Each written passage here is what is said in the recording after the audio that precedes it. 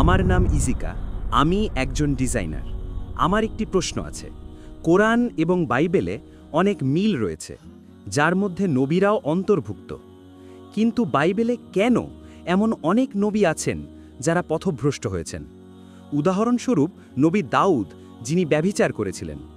এই গল্পটি কোথা থেকে এসেছে এবং কেন ইহুদি ও খ্রিস্টানরা এই পাপী নবীদের বিশ্বাস করে?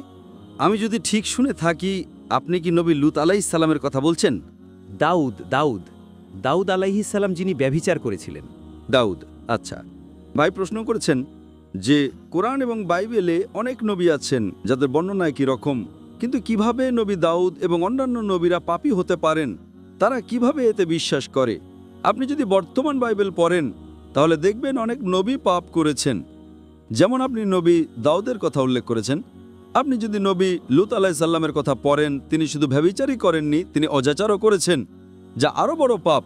অজাচার মানে হলো তিনি তার নিজের মেয়ের সাথে শুয়েছিলেন। তাই আমরা ইসলামে বিশ্বাস করি যে একজন নবী হলেন নিষ্পাপ। সুতরাং বাইবেলে উল্লেখিত এমন কিছু যা কোরআনের সাথে মিলে যায়, তা আল্লাহর বাণী হিসেবে গ্রহণ করতে আমাদের কোনো আপত্তি নেই। যে কোনো বিষয় যা কোরআনের বিরুদ্ধে যায়, আমরা বলি তা আল্লাহর বাণী হতে পারে না।